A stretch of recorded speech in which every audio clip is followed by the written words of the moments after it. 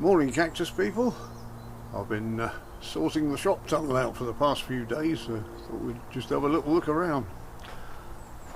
And these plants down here, I've gone out, repotted some of them, taken them up the new potting shed, put new top dressing on, and generally had a tidy up. And these ones down here likewise.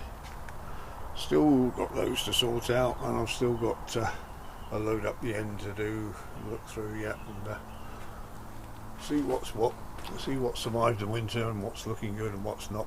But one thing I did notice, and I noticed this last year, was the Opuntia micro daisies. It's not looking too good. Now these plants, you can see last year's growth on them. It looks very mucky. I know Opuntias don't look brilliant this time of year, but if you look into the middle of a lot of these plants, people aren't going to want to buy these. They don't look too good. Maybe I could sell one or two of those, but this is happening over and over again. I take cuttings off them, I grow them on, they look good, and then after winter they look awful. So I think I'm going to discontinue this line. There's plenty of other places people can buy the white bunny ears. If you compare them to these other Opuntia micro daisies, this one's the Rufida, which although these have overwintered, they don't look too bad at all. And this one is the Polida, which these are awfully full of glockids, by the way. Don't go licking them.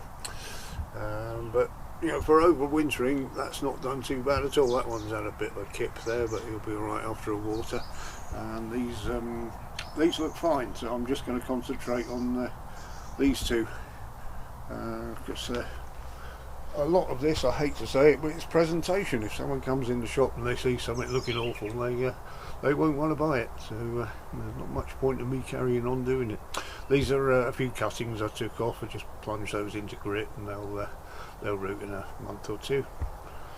That one is Opuntia stricta. I've not got many of these for sale because they're absolutely glockid ridden.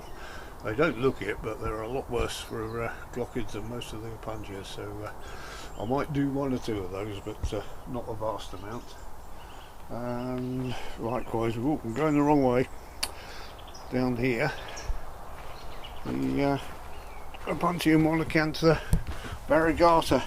It's alright when it's little.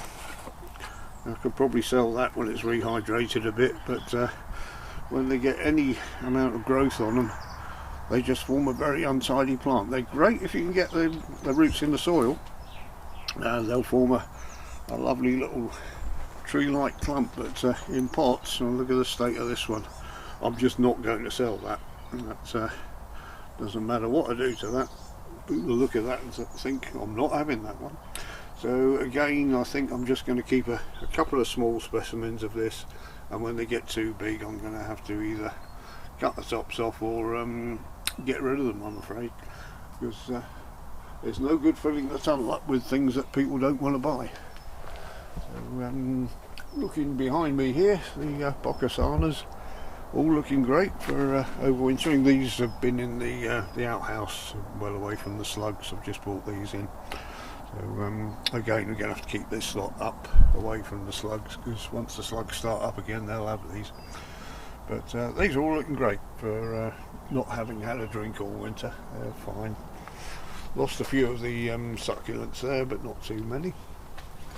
And over here, the Chamaesyrius and peanut cactus varieties. There's a pink one, a yellow one, and an orange one, and a red one. I think there's a song in that somewhere, isn't there? They're looking fine. And the agaves we saw the other day, that one, Lynn from Desert Parts of Avalon reckons that might well pick up again. So we'll keep them crossed with that one. If not, I've got these babies off them, which I did remember to cover up. So I should remember that variegated plants are normally more susceptible to frost. This lot I've already had a sort through. The ones at the back and on this side are all going to wait. They're not going to have anything done to them this year.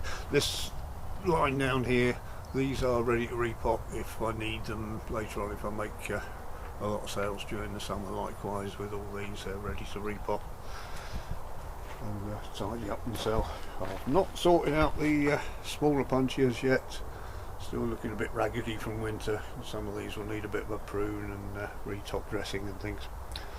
And the bigger pots, a bit of pruning down there, a few to pot on the bigger peanut cactus. These all need to go into wider, probably clay pots now. And the punty humidifiers at the back, all still asleep. I'm going to keep these down to 1 or 2 pads, not let them get too tall for transport purposes when people come to pick them up. So, and likewise a bit of pruning on the larger quimillos at the back there. So I've got a little collection here for Sarah. You know who you are, Sarah. Those are ones she's expressed a liking to at the moment. She's already had one of the moving vestitas here, but I think she might want another one. I'm sure she'll let us know. And up here, not had a look at this lot yet. Various things that will need a quick going over and seeing what's what. So there, I think that's about it for the shop tunnel at the moment.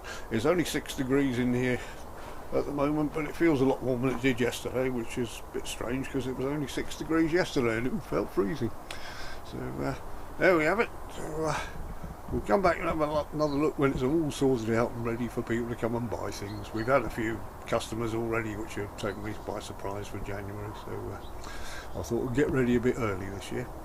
Right, thank you very much for watching everyone. I'll see you in the next video.